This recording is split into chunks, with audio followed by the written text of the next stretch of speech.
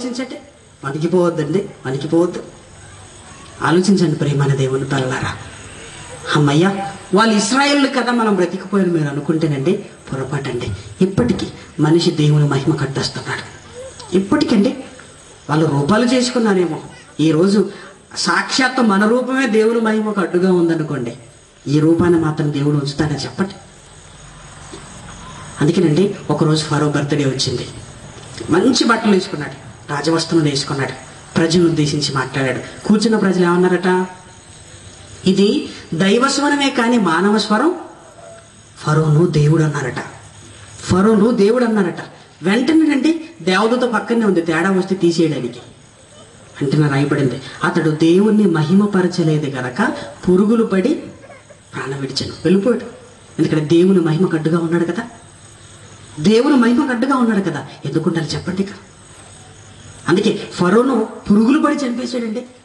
ప్రేమైన దేవుని పిల్లలారా, ఆయన కోసం బ్రతుకుతున్న నువ్వు ఆయన మహిమకు, ఆయన గొప్పతనానికి అడ్డుగా వచ్చామనుకోండి, అది క్షేమం కాదు, అది క్షేమం కాదు. ఫరోను లెక్క చేయలేదు ఆయన, రాజు ఫరో రాజును లెక్క చేయలేదు. ఎందుకు తెలుసా, నా మహిమ కడ్డొస్తావను, నా మహిమ కడ్డొస్తావను. ఒక రాజును లెక్క చేయలేదంటే సామాన్యుల పరిస్థితి మీరు ఆలోచించండి. అందుకే ప్రియమైన దేవుని పిల్లలారా, దేవుణ్ణి దేవునిగా మహిమపరచాలి. ఇశ్రాయేలు ఆ పని చేశారు, తప్పు చేశారు. ఆ తప్పును ఎత్తి రాయించాడు. ఎందుకంటే మనమైనా జాగ్రత్త పడతామని, మనమైనా జాగ్రత్త పడతాం. కానీ ఈరోజు క్రైస్తవ సమాజంలో మీరు చూడండి, దేవుని మహిమకు అడ్డొచ్చే కార్యక్రమాలు ఒక్కసారి మీరు చూడండి.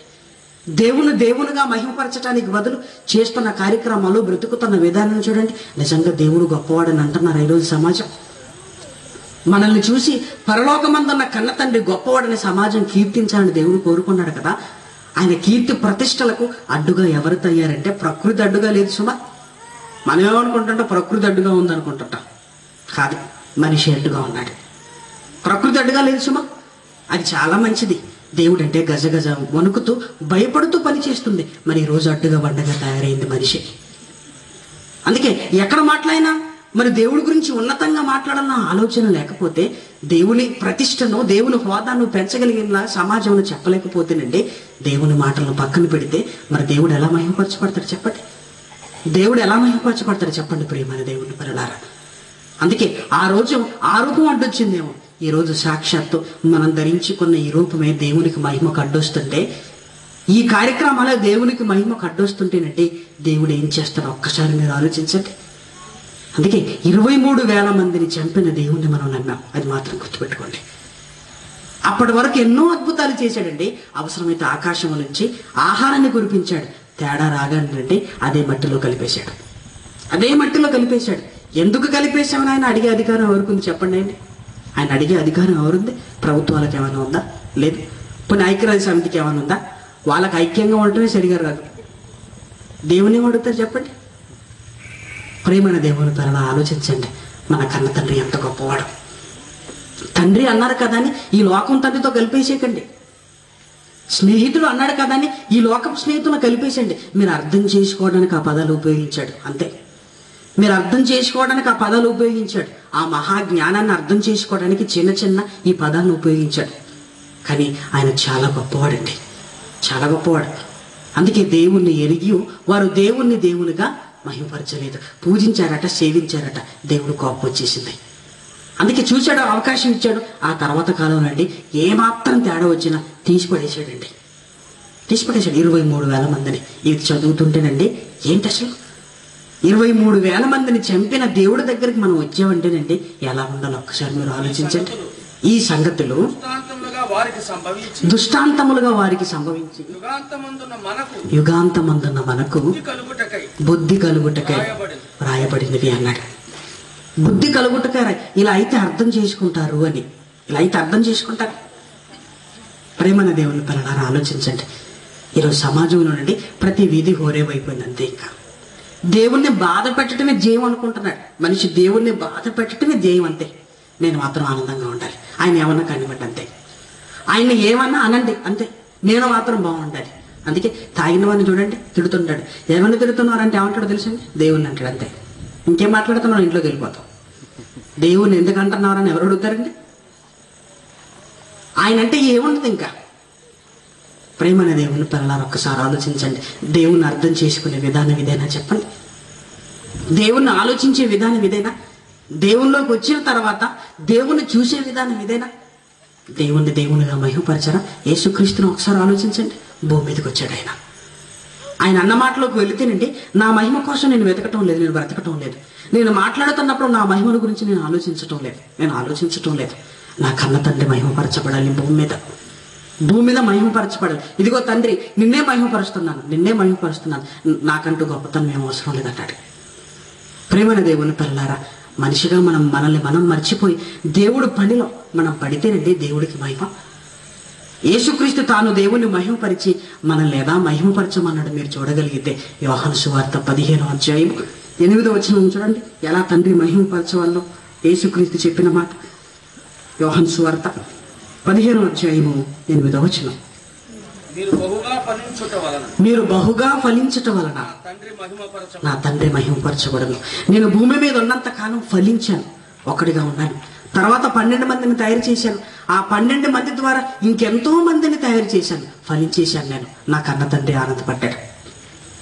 మీరు ఫలించటం వల్ల దేవుణ్ణి దేవుడిగా మహిమపరచాలి, దేవుణ్ణి మీరు కీర్తించాలి, దేవుడు పొగడబడాలి అన్నప్పుడు మీరు ఏం చేయాలో తెలుసా? మీరు బహుగా ఫలించటం వలన మీ కన్న తండ్రి మహిమపరచబడును అన్నాడు. ఒకరుగా ఉన్న ఇద్దరుగా ఉన్న నలుగురు 8 16 32 ఇలాంటి దేవుని సంఖ్యలో పెరగాలి.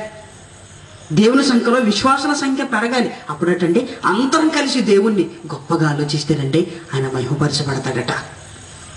అందరూ కలవాలంటున్నాడు. మీరు బాగా ఫలించాలి, మీరు బహుగా ఫలించటం అన్నాడు. అంటే అర్థం ఏంటో తెలుసండి? ఎక్కువ మంది అన్నాడు. అప్పుడండి దేవుడికి మహిమ అన్నాడు. ప్రేమని దేవుని పిల్లలారా, ఇలాంటి కార్యక్రమాలు జరిగినప్పుడు కదా ఎక్కువ మంది వినేది. ఇలాంటి కార్యక్రమాలు తలపెట్టినప్పుడు కదా ఎక్కువ మంది వినేది. దేవుడు గొప్పవాడని అందరూ ఆలోచించేది. అప్పుడండి ఆయనకు మహిమ. యేసుక్రీస్తు భూమి మీద కాలంలో ఉన్నప్పుడు చేసింది అదే. తండ్రి, ఇదిగో భూమి మీద నిన్ను మహిమపరిచితిని, నాకు ఇచ్చిన పని నేను నెరవేర్చి అన్నాడు. నీ మాటల ద్వారా, నా బ్రతుకు ద్వారా నీ మీద మచ్చపడనివ్వలేదు, ఎప్పుడూ నిన్ను గొప్పగానే చెప్పాను అన్నాడు. ప్రేమైన దేవుని పిల్లలారా, దేవుణ్ణి పశువులతో కలిపిన ఇశ్రాయేలు అరణ్యంలోనే అయిపోయారండి. ఇంకా ఎందుకంటే అలా ఉండనిచ్చినా ఇంకా బ్రతకనిచ్చాడు అనుకోండి, దేవుడికి మరేం చేసేవారేమో. అందుకే ఉంచలేదు ఆయనకి. ఎందుకంటే వారు దేవుణ్ణి ఎరిగి దేవుణ్ణి దేవునిగా మహిమపరచలేదు అన్నాడు. ప్రేమైన దేవుని పిల్లలారా, ఇంకా దేవుణ్ణి తెలుసుకోలేదు అనుకుంటున్నారా? అయితే తెలుసుకోండి. పోనీ నాకు దేవుడు తెలుసు అనుకుంటున్నారా?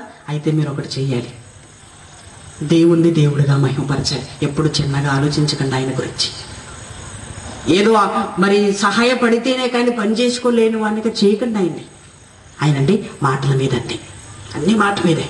కష్టం కలిగినా బాధ కలిగినా ఆయన తలుచుకుంటే ఈ ప్రపంచాన్ని ఏమైనా చేయగలడు కదా. అలాంటి మహానుభావుడు ఇంకా ముహాభావంగా ఉన్నాడంటే, ఇంకా మనల్ని భరిస్తున్నాడంటే అలుసుగా మాత్రం తీసుకోకూడదు. దేవుడిచ్చిన అవకాశం అలుసుగా మాత్రం తీసుకోకూడదంటే చాలా మంది ఏమనుకుంటారో తెలుసండి, ఇంతకాలం దేవుని నమ్మలేదు, ఇక నమ్మకపోతే ఏమవుతుంది, ఇంతకాలం ఏం చేశాడంటారు. అవకాశం ఇచ్చాడు, అదే అలుసుగా మారిపోయిందా? ఇంతకాలం నేను అన్ని చేశాను కదా, దేవుడు నన్ను ఏం చేశాను అనుకుంటున్నారా? ఒకవేళ అంతకాలం ఇచ్చింది ఆ అవకాశమే నీకు అలుసుగా అర్థమైపోతుందండి. దేవుడు ఏం చేస్తాడో తర్వాత చేతల్లో చూపించగలడు ఆయన, అంత సమర్థుడు. కాకపోతే అంటే పిచ్చుక మీద బ్రహ్మాస్త్రం ఎందుకు అవసరమా? ఆయన కోపం వస్తే భూమి మీద ఆకారం ఉండదు కదా, అందుకే ఆయన ఆలోచిస్తున్నాడు. మనం ఏమనుకుంటున్నాం? ఏం చేయలేడితే అనుకుంటున్నాం. మనం చూసారు, ఏం చేయలేడితే అనుకుంటున్నాం. చేయగలడు. ప్రేమైన దేవుని పిల్లలారా, అవకాశాన్ని అలుసుగా తీసుకోకండి. దేవుడు ఇప్పటి వరకు ఏం చేయటం లేదు కానీ చేతవాని వాడుగా మాత్రం ఆలోచించకండి. ఆయన చేతులతో కలిగిన భూమిని చూడండి, ప్రకృతిని చూడండి. చేసుకోలేడా? నిన్నేం చేయలేడా? అందుకే దేవునిగా మహిమపరచాలి. తెలీదా? అయితే దేవుడి గురించి బాగా తెలుసుకోవాలి. లేదు నాకు దేవుడు తెలుసు అంటావా?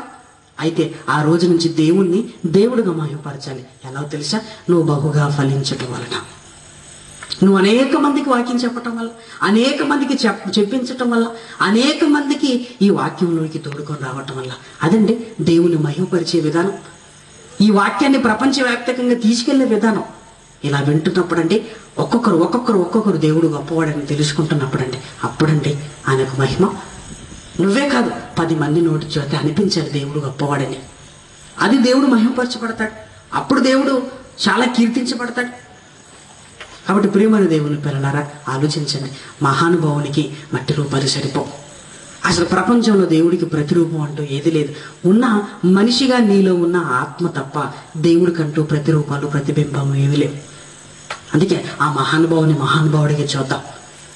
దేవుడి దగ్గర మన చిన్న జీవిత కాలాన్ని భక్తిగా ఆయన అంటూ భయపడి బ్రతకాలి. ముందు భయం రావాలి, ఆ తర్వాత భక్తి రావాలి. అందుకే ఎక్కడ చూడండి సామెతల గ్రంథంలో భక్తి భయం అంటాడా, భయభక్తులు అంటాడా? భయభక్తులు అంటాడు. అంటే దేవుడు అంటే మొదట స్టార్ట్ అవ్వాల్సింది భయం, తర్వాత భక్తి. ముందు భయం ఉండాలి, ఎందుకంటే ఆయన గొప్పవాడు కనుక, అధికారి కనుక, ఏమైనా చేయగలివాడు కనుక.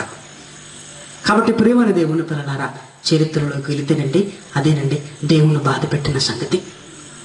దేవుడు ఆ సందర్భంలో బాధపడితే అదే బాధ మన మూలంగా కలుగుతుంది అనుకోండి, నువ్వు కూడా బాధ పెట్టిన వాడు అవుతావు, బాధ పెట్టిన దాని అవుతావు. అడ్డుగా ఉన్నావా దేవుడికి? ఏమైనా దేవుని మహిమకి ఏమైనా అడ్డుగా ఉన్నావా? వద్దు, ఆ సాహసం చేయొద్దు.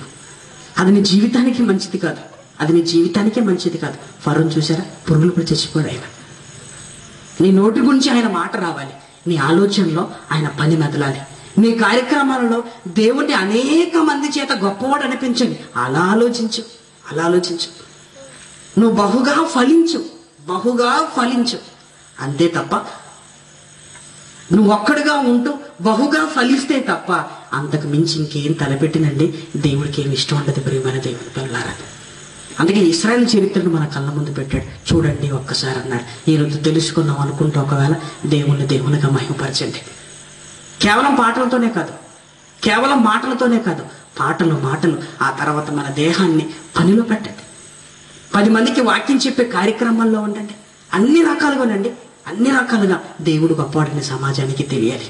అప్పుడంటే దేవుడు చాలా సంతోషపడతాడు. అందుకే హోరేబులో జరిగిన సంఘటన మళ్ళీ పునరావృతం కాకూడదు. హేరోదు చేసిన తప్పు మరెవరూ చేయకూడదు. దేవుడే గొప్పవాడని ఏనాటికని సమాజం తెలుసుకున్నట్టుగా బ్రతకాలి.